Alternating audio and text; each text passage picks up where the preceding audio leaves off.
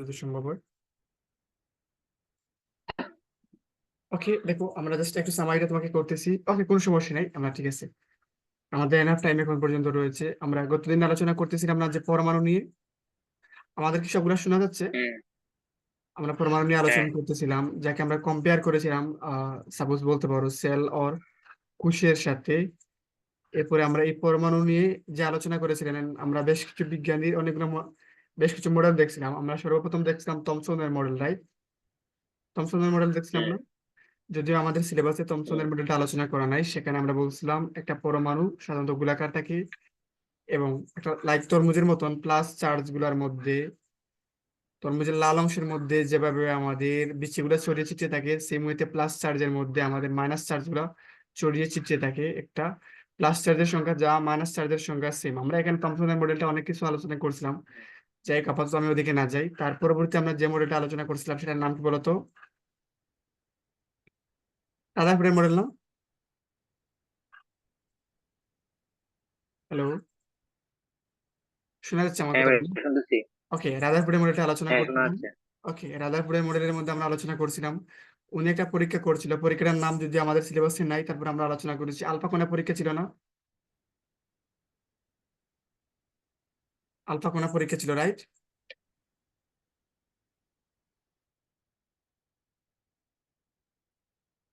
What ever, এখানে আমাদের হুম। Alpha কোনাটা কি ছিল? আলফা কোনাটা ছিল আমাদের, হ্যালো। হ্যাঁ শোনা যাচ্ছে।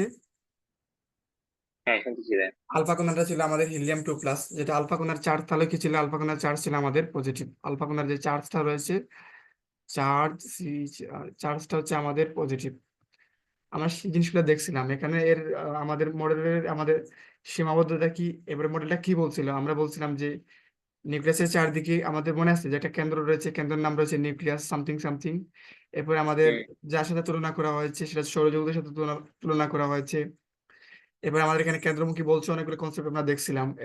শুধু বাংলায় আমরা এই রাদারফোর্ডের মডেলটা দেখছিলাম এবং মডেলের সীমাবদ্ধতা আমরা দেখছিলাম না? হুম। সীমাবদ্ধতা সৌরজগতের সাথে যে আমাদের, সৌরজগতের সাথে আমাদের তুলনা করা ঠিক হয় নাই। 2 নম্বর পয়েন্ট ছিল আমাদের কি? আমাদের একাধিক ইলেকট্রন বিশিষ্ট পরমাণুর ক্ষেত্রে কিভাবে ঘুরবে সেই জিনিসগুলো আমরা জানি না বা বিস্তারিত বলতে পারি নাই। ম্যাক্সওয়েলের তত্ত্বের হ্যাঁ। সাথে সাংঘর্ষিক আমরা অনেকগুলো জিনিস দেখছিলাম। এই মডেলের সীমাবদ্ধতা দূর হুম। করার জন্য এই মডেল রাদারফোর্ডের মডেলটা ছিল আমাদের 1911 সালে। আমাদের পরবর্তী একটা মডেল দেখছিলাম, সেটা হচ্ছে আমাদের বোর মডেল। না কত সালে? 1913 সালে না? 1900। 13 সালে না? যাই হোক না কেন, এখানে আমরা মডেল গুলো দেখছি না, বোরের মডেলটা দেখছি না? বোরের মডেলটা আমরা দেখছিলাম না?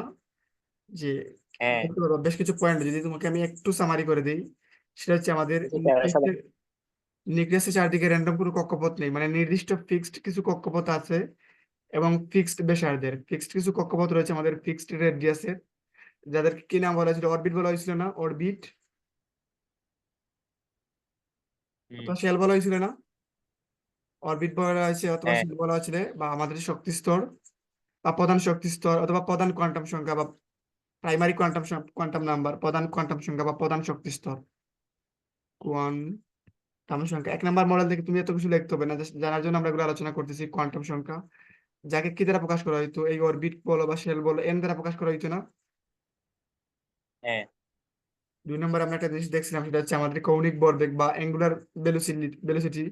সেটা হচ্ছে আমাদের এমভি আর সমান কত ছিল? NH/2 পাই ছিল না? হ্যাঁ।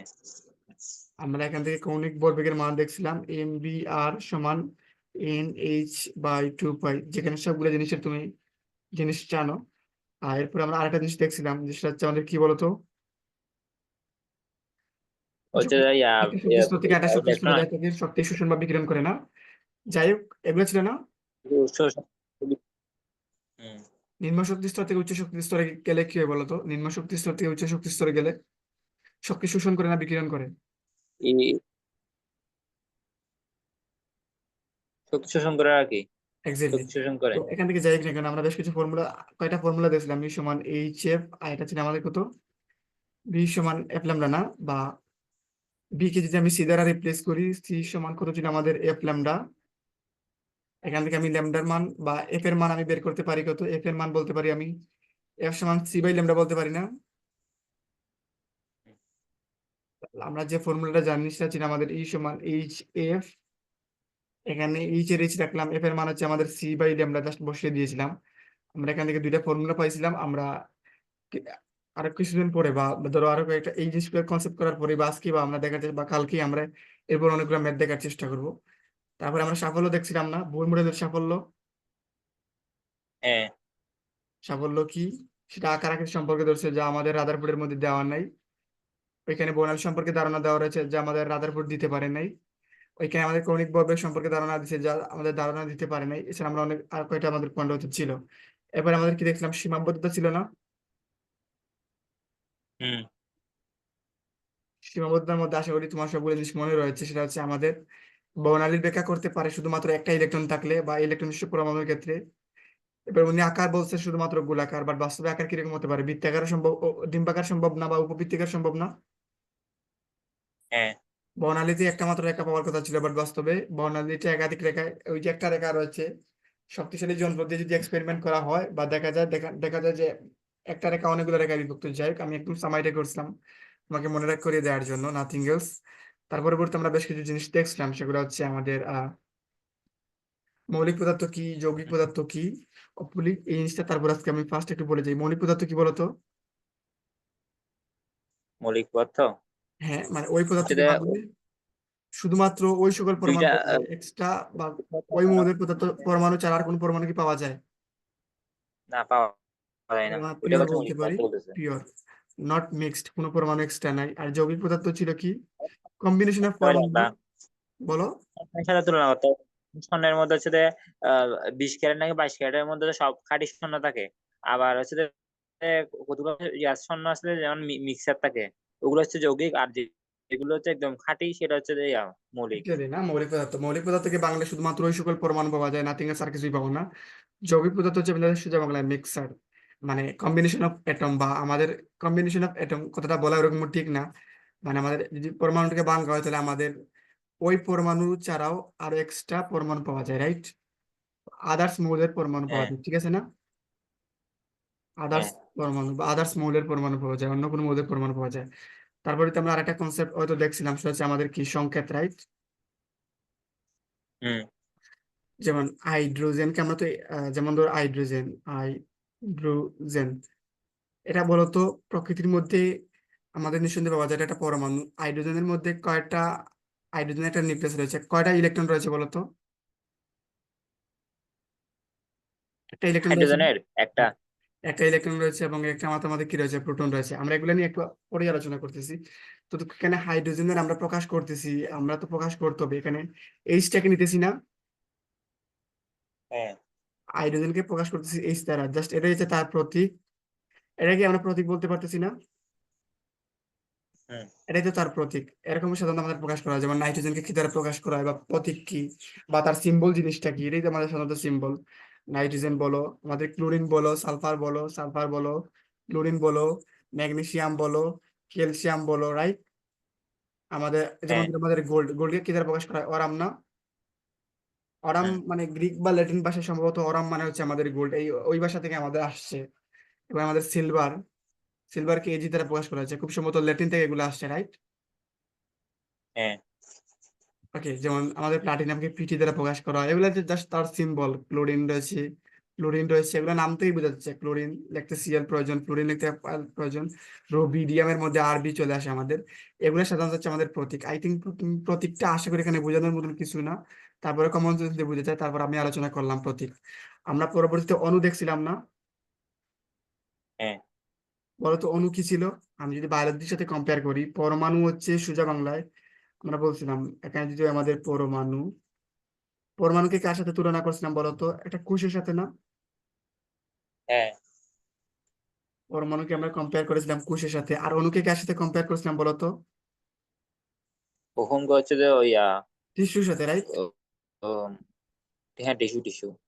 টিস্যুর সাথে, যদিও এরকম জাস্ট মানে আমাদের আন্ডারস্ট্যান্ডিং পারপাসের জন্যই কম্পেয়ার করা, না থিঙ্গলস। যদি অনেক, তো চিন্তা করে এখানে আমাদের সোজা বাংলা একটা যদি হাইড্রোজেন থাকে, তাকে আমরা পরমাণু বলবো না অণু বলবো? পরমাণু না? হ্যাঁ মানে পরমাণু সোজা বাংলা আমাদের কোন অবস্থায় রয়েছে, সিঙ্গেল অবস্থায় রয়েছে, রাইট? সিঙ্গেল। হ্যাঁ আর আমাদের যেটা অণু রয়েছে সেটা নট সিঙ্গেল, মানে একসাথে অনেকগুলো থাকে আমাদের, নট সিঙ্গেল। তার মানে যদি আমাদের এরকম হাইড্রোজেনটাকে যদি আমরা এভাবে প্রকাশ করি, দুইটা হাইড্রোজেন যদি একসাথে থাকে তখন তাকে আমরা কি বলে থাকি বলতো? হাইড্রোজেন বলতো একসাথে থাকলে না, ধরো দুইটা হাইড্রোজেন একসাথে একত্রিত হয়ে আছে তখন তাকে আমরা অণু হিসাবে বলতেছি না? বুঝতেছি না ভাইয়া। যেমন ধরো এই যে দুইটা হাইড্রোজেন একসাথে রাখা রয়েছে, হাইড্রোজেন হাইড্রোজেন মিলে আমাদের কি হলো? হাইড্রোজেন গঠন করলো, তখন তাকে আমরা অণু বলতেছি না? তুমি কি আমার কথাগুলো বুঝতেছো না? আমি যেটা এক্সপ্লেন করতেছি সেগুলো বুঝতেছো না কোনটা? এক্সপ্লেন করতে সেটা বুঝতেছি না ভাইয়া। ওকে, চিন্তা করো, আমরা পরমাণু কি বলছিলাম? যেমন ধরো অক্সিজেন ও রয়েছে, এটা সিঙ্গেল অবস্থায় আছে না? হ্যাঁ। তখন তাকে কি বলবা? পরমাণু বলবো না অণু বলবা? আচ্ছা আমরা হচ্ছে ইয়া পরমাণু বলবো। পরমাণু বলবো। যেমন ধরো দুইটা অক্সিজেন একসাথে রাখা রয়েছে, এখানে একটা অক্সিজেন এখানে একটা অক্সিজেন, এরা সে যুক্ত হয়ে গেল বা একসাথে মিলিত হয়ে গেল, তখন আমরা তাকে কি বলতে পারি? একটা ও দিলাম আর নিচে দুই দিয়ে দেই না, অণু বলতে পারবো তাকে। তখন তাকে আমরা কি বলবো? অণু বলবো না? হ্যাঁ। বা ধরো তিনটা অক্সিজেন একসাথে মিলিত হয়ে গেছে, অক্সিজেন অক্সিজেন অক্সিজেন, তখন তাকে আমরা কি বলবো বলো তো? ও3 বলবো না? হ্যাঁ। ও3 তো অবশ্যই লিখবো, তখন তাকে আমরা পরমাণু বলবো না অণু বলবো? কোনটা বলবো? আমরা তাকে অণু বলবো তো, অণু। অণু বলবো, মানে একের অধিক থাকলেই তাকে আমরা অণু বলবো। এতদূর পর্যন্ত কোনো কোয়েকশন কাইন্ডলি বলো, এবার বুঝতে পারছো? হ্যালো? হ্যাঁ হ্যাঁ বুঝতে পারছি। এবার চিন্তা করে, একটা হাইড্রোজেন আছে, হ্যাঁ ভাইয়া। একটা হাইড্রোজেন আসলো, আরেকটা অক্সিজেন আসলো, আর একটা হাইড্রোজেন আসলো, তারা তিনটা জিনিস একসাথে আসলো, আসতে পারে না? হুম। এখানে হাইড্রোজেন কয়টা আছে? দুইটা না? হাইড্রোজেন হচ্ছে যে ইয়া একটা। দুইটা না? দুইটা, দেখো এখানে একটা হ্যাঁ হাইড্রোজেন দুইটা দুইটা। আর এখানে একটা হাইড্রোজেন, ঠিক, আমি এখানে একটা হাইড্রোজেন, আমি H2 দ্বারা নিচে প্রকাশ করলাম। অক্সিজেন কয়টা আছে? ও না, অক্সিজেন একটা আছে হ্যাঁ। না? নিচে 1 দেওয়ার কোনো মানে হয় না। এটাকে আমরা তখন পরমাণু বলবো না অণু বলবো? এটাকে আমরা অণু বলবো। অণু বলবো, রাইট, এটাকে আমরা অণু বলবো। এই যে H2 রয়েছে, তখন পরমাণুর বেলায় আমরা বললাম প্রতীক, আর এই যে অণুর বেলা রয়েছে তখন তাকে আমরা সংকেত বলতে পারি। কি বলতে পারি বলতো? সংকেত। সংকেত। এটা কারণ পানির সংকেত, এটাকে সাধারণত পানি বলা হয়ে থাকে। আমরা এগুলো নিয়ে বিস্তারিত আলোচনা করব, বাট হোয়াট, আশা করি তুমি প্রতীক এবং সংকেতের মধ্যে কোনো, আশা করি তুমি বুঝতে পেরেছো, রাইট? কোনো কোয়েকশন আছে বলো তো? না। ফর্মুলা, যেমন ধরো এখানে নাইট্রোজেন, এটা কি সিঙ্গেল অবস্থা? যতগুলো এই যে অণুগুলো রয়েছে, এগুলো বলতে এটা অণু, নাইট্রোজেন না? সবগুলো অণু।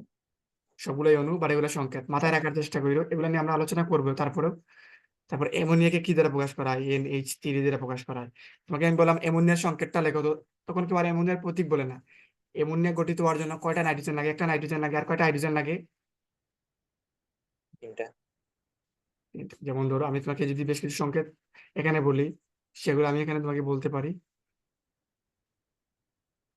যেমন ধরো এখানে অ্যামোনিয়া, NH3, এগুলো মাথায় রাখার চেষ্টা করি যে অ্যামোনিয়াকে কি দ্বারা প্রকাশ করা হয়? Ammonia, right, ammonia. হ্যাঁ। তোমাকে যখন কেউ বলবে, এগুলো কষ্ট করে আপাতত একটু মাথায় রাখার চেষ্টা করি। যেমন সালফিউরিক অ্যাসিড, দুইটা হাইড্রোজেন থাকবে, একটা সালফার থাকবে, চারটা অক্সিজেন থাকবে, এটাকে কি বলতে পারি আমরা? Sulphuric acid. কি বলতো? Sulphuric acid. বা ধরো হাইড্রোক্লোরিক অ্যাসিড বা হাইড্রোজেন গুলার HCl, বুঝতে পারছো? যেমন সোডিয়াম হাইড্রোক্সাইড, হ্যাঁ। সোডিয়াম হাইড্রোক্সাইড, বা এটা হচ্ছে আমাদের একটা মানে কার্বন। ওকে, পটাশিয়াম ক্লোরাইড। মাথায় রাখার চেষ্টা করি, বেশ কিছু সংকেত রয়েছে এরকম। তুমি আপাতত যে বেসিক সংকেতগুলো রয়েছে, তোমাকে অনেকগুলো জিনিস মাথায় রাখতে হবে। তারপরে আপাতত বইয়ের মধ্যে যেগুলো রয়েছে এগুলো কষ্ট করে একটু মাথায় রাখার চেষ্টা করিও, যে অ্যামোনিয়াকে আসলে কিভাবে দ্বারা প্রকাশ করা হয়েছে, বা অ্যামোনিয়ার সংকেতটা আসলে কি, নাইট্রোজেনের সংকেতটা কি, যেমন ক্লোরিনের সংকেত কি, সালফিউরিক অ্যাসিডের সংকেত কি। বুঝাইতে পারছি? হ্যাঁ। ওকে, এত পর্যন্ত কোনো কোয়েকশন আছে? কাইন্ডলি বলার চেষ্টা করো। না। তুমি কি পর্যায় সারণীটা যেমন ধরো এই যে সংকেতগুলো রয়েছে না, একটু তাকাও। হুম। যেমন ধরো এই যে দেখো, সোডিয়াম রয়েছে না? আসো তোমাকে আমি একটু উপরে যাই। আমরা তো প্রতীক বুঝি, রাইট? হ্যাঁ। যেমন ধরো এই যে প্রতীক রয়েছে, যেমন যে কোনো মৌলের নাম আছে কার্বন, কি বললাম? কার্বন। তাকে সাধারণত ইংলিশে কি বলে লেখা লেখা হয়? তাকে কার্বন। ওই তো ইংলিশ নাম থেকে তারা নামটা, এখানে প্রতীকটা তারা সি নিয়েছে। যেমন ধরো ক্লোরিনকে কিভাবে লেখা হয়? CHLORINE, right? এখান থেকে জাস্ট তারা সিএলটাকে নিয়েছে, রাইট? এভাবে তারা সাধারণত প্রতীকটা নামকরণ করছে কোয়াকশন। যেমন কোবাল্ট কে কিভাবে লেখা হয় থাকে, কোবাল্ট COBALT, কোবাল্ট। এখান থেকে তারা কি নিয়েছে, সিও নিয়েছে, ঠিক আছে। ক্রোমিয়াম লেখতে আমাদের কি হয়, ক্রোমিয়ামের বানানটা থেকে এখান থেকে জাস্ট তারা সিএরটা নিয়েছে, ক্যাডমিয়াম এনেকে সিডিটা নিয়েছে, ওকে। হুম। বা অন্য সময় যেমন ধরো ল্যাটিন, অনেক বিজ্ঞানীরা ছিল যেমন ধরো ল্যাটিন ভাষার ছিল, বা ল্যাটিন দেশে উৎপন্ন হয়েছে। একটা বিজ্ঞানী কি একসাথে অনেকগুলো মৌল আবিষ্কার করছে? না। হতে পারে ইংলিশ বিজ্ঞানী, হতে পারে আমাদের ল্যাটিন ভাষা বা ওইখানে গ্রিক দেশের যে লোকগুলো রয়েছে, বিজ্ঞানীগুলো রয়েছে, তারা আবিষ্কার করছে। তো নিঃসন্দেহে তারা যে ভাষা ইউজ করে সাধারণত বলো। আছে বলো। বাংলাদেশের একটা মৌল আবিষ্কার করছে। বাংলাদেশের বিজ্ঞানী? হ্যাঁ। আমার মতে খুব সম্ভবত না, এবং এরা না আবিষ্কার করতে পারেনি। তারপরে তুমি গুগল সার্চ করে দেখতে পারো, খুব সম্ভবত না। এবার চিন্তা করো, ধরো ওই দেশের ভাষা, তখন তারা হয়তো, যেমন ধরো সোডিয়াম যে আবিষ্কার করছে, বাংলা এটার নাম হচ্ছে সোডিয়াম, তখন তার ল্যাটিন নামটা কি, নেট্রিয়াম। কি বলতো? নেক্সিয়াম। হয়তো আর ইংলিশে কোনো নাম রয়েছে নেক্সিয়াম। তো, হয়তো বা সামথিং কোনো নাম হয়তো অন্য ভাষা রয়েছে, তো তারা জাস্ট ল্যাটিন নামটাই আবিষ্কার করছে, যেখানে কে দ্বারা প্রকাশ করা হয়েছে, দ্বারা প্রকাশ করছে, ঠিক আছে। যেমন কপার, এটাকে কি দ্বারা, বা ধরো পটাশিয়াম, ক্যালিয়াম এরকম প্রকাশ করা হয়েছে। তুমি এই জিনিসটা এমসিকিউ আসতে পারে যে পটাশিয়ামের ল্যাটিন নাম কি, কি বলতো, ক্যালিয়াম, কি বলতো। হিলিয়াম। এরকম যেমন ধরো গোল্ডের ল্যাটিন নাম কি, অরাম না, অরাম। হুম। কি দ্বারা প্রকাশ করছে, ওই দ্বারা প্রকাশ করছে। হয়তো এমসিকিউ যদি আসে, যেমন ধরো লেডের ল্যাটিন নাম কি, প্লাম্বাম। বুঝতেই পারছি, এরকম আয়রনের ল্যাটিন নাম কি, ফেরাম। এরকম বেশ কিছু জিনিস আসতেই পারে, যেমন ল্যাটিন নাম থেকে তারা নামকরণ করেছে, বা এরকম কমন কমন দেখে তুমি চাইলে কয়েকটা মাথা রাখতে পারো। আমি আশা করবো যে তুমি সবগুলা প্রতিদিন মিনিমাম একটু দেখবা। এগুলা পরীক্ষার জন্য না, নিজের নিজের জানার জন্য মিনিমাম, ওকে। হ্যাঁ, 2 মিনিট। হ্যাঁ বলো। আচ্ছা ঠিক আছে, আমাদের যেহেতু 2টা মিনিট, আমরা রেকর্ডটা স্টপ করে দিতেছি এই মুহূর্তে। নতুন একটা পার্টে আমরা পরবর্তী জিনিসটা আলোচনা করতেছি। কারণ যেহেতু আমরা আমাদের জুমে আলোচনা করতেছিলাম, ওইখানে আসলে একটা টাইম, একটা লিমিট থাকে 50 মিনিটের মতন বা 45 মিনিট। আমরা বন্ধ করে আবার আমরা নতুন করে একটা পার্টে আলোচনা করতেছি পরবর্তী অ্যাডভান্স কনসেপ্ট গুলা।